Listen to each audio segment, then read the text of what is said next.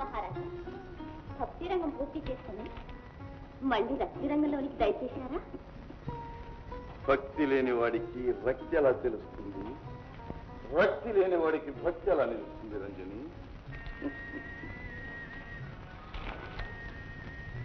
రంజని, ఇక నువ్వే నా మనోరంజని.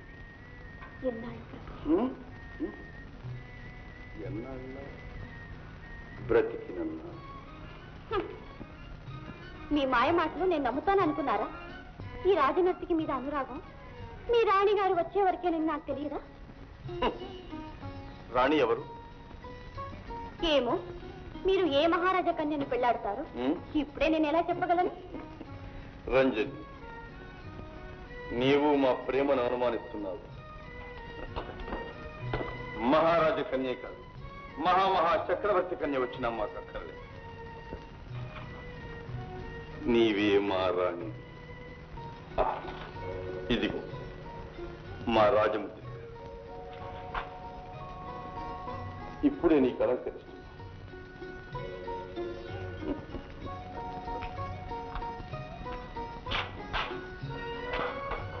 అయితే మీరు వివాహమే చేసుకోరా?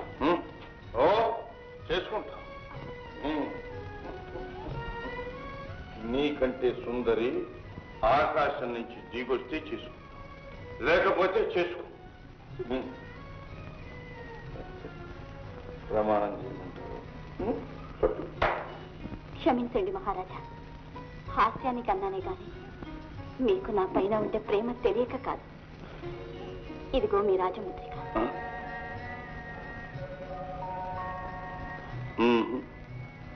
వద్దు రంజని, వద్దు. ఇది మా ప్రేమ చిహ్నంగా ఎప్పుడు నీ వద్ద ఉండవలసి. ప్రభు, రాజగురువులు పరమానందయ్య గారు ఏలేని వారి దర్శనానికి వేం చేశారు. ఏం చేశారు? అవును, ఏం చేస్తారు.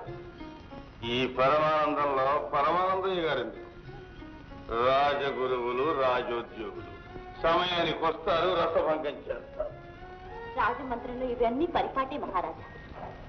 అందుకే నా మంత్రానికి వేచి నా గృహం పావనం చేయమని నిత్యం ప్రార్థిస్తున్నాను. అవును రంజి, నీవు చెప్పిందే నిజం. అక్కడైతే మన ఆనందానికి ఏ అంతరాయం ఉండదు. అవును,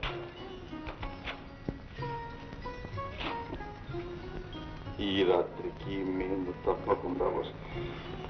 ధన్యవాదాలు ప్రభు.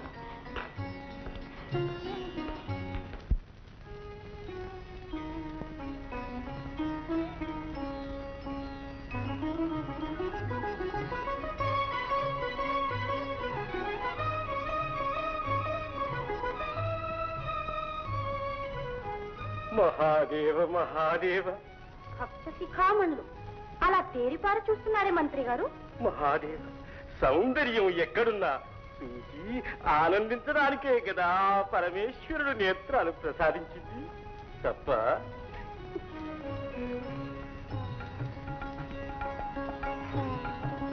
నమస్కారం గురువర్య, నమస్కారం. దీర్ఘాయుష్మాన్ భవ. చిత్తగించారా రాజనర్తకి? ఇంతకు ప్రజలకు మార్గదర్శకుడు కావలసిన మహారాజే నిత్యం మధుపానం సేవిస్తూ శివ పూజ కూడా మరచి ఆ రాజనర్తకి చేతిలో కీలు బొమ్మైపోయాడు.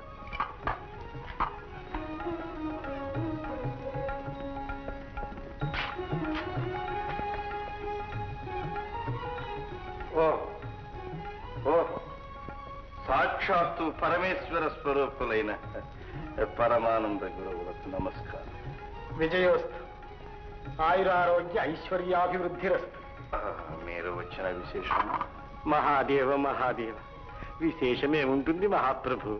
రాజగురువులు తమరికి సన్మార్గోపదేశం చేయడానికే వచ్చి ఉంటారు. సత్యం సత్యం. మహారాజా, జన్మానాం నరజన్మ దుర్లభం అన్నారు. అందులో తమరు నరేంద్రులై జన్మించారు. ఇంతటి మహోత్కృష్టమైన జన్మనొసగిన పరమేశ్వరుని పూజ కూడా తాము విస్మరించటం. విస్మరించలేదు గురుదేవ. రాజమందిరంలో యథావిధిని పూజలు జరిగించటానికి పురోహితులను నియమించి ఉన్నాం. ప్రభు, రాజకార్యాలకు ఉద్యోగులను నియమించవచ్చు, కానీ పూజలకు కూడానా? 3 వేళల 3 ఘడియలు భక్తితో స్వయంగా శివపూజ చేయడం తమరికి కష్టమంటారా? ఎంత మాట గురుదేవా, ఎంత మాట! పరమేశ్వరుని పూజ కష్టమా? సరే, నేటి నుండి మేమే స్వయంగా పూజ చేస్తాం గురుదేవ. చాలా సంతోషం. మహారాజా, తాము ఎట్టి స్థితిలో ఉన్నా, ఎక్కడున్నా సమయభంగం కాకుండా మాత్రం శివపూజ చేయండి.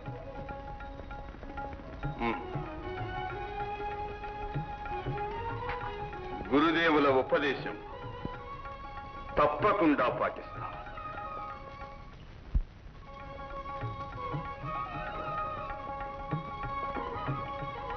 అమ్మాయి గిరిజా, గిరిజా,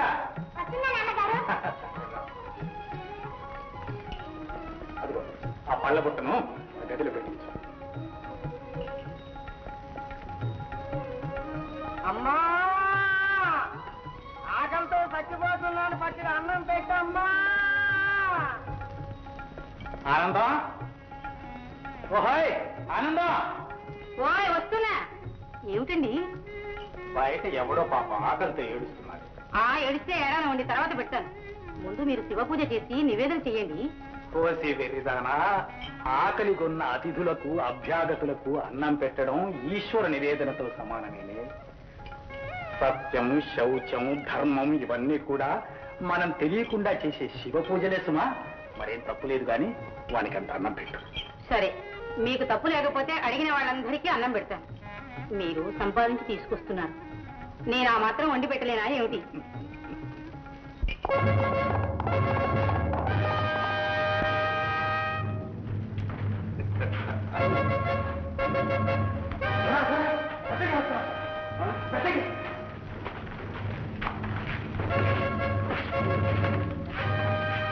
దండాలు మాత్రం దయచేయండి.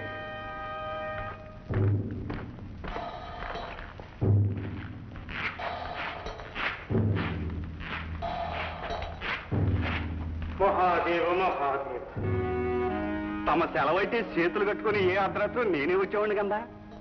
ఏటి సెలవు? జగ్గారాయుడు, ఈ చాటుమాటు పద్ధతులు నాకు నచ్చలేదు. ఈ సమయంలోనే మహారాజును తుదముట్టిస్తే ప్రభుత్వమే మన చేతికొస్తుంది. అది ఎలా జరుగుతుంది? దానికి ఒక ఉపాయం ఉంది, రా చెప్తాను.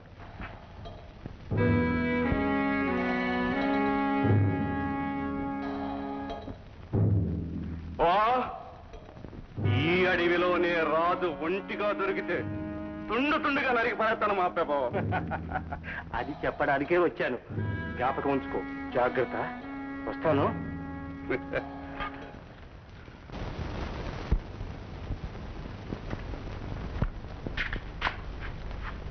బ్రాహ్మణోత్తమ, మీరింకా పూజ చేయనక్కరలేదు. నేనేమైనా అపచారం చేశానా ప్రభు? లేదు, స్వామి పూజ మేమే స్వయంగా చేసుకుంటాం. మీరు కావలసిన సదుపాయాలు మాత్రం చేయండి. వెళ్ళండి. వందే శంభుముమాపతిం సురగురుం వందే జగత్కారణం వందే పన్నగభూషణం మృగధరం వందే పశూనాం పతిం వందే సూర్యశశాంకవన్నినయనం వందే ముకుందప్రియం వందే భక్తజనాశ్రయం చ వరదం వందే శివం శంకరం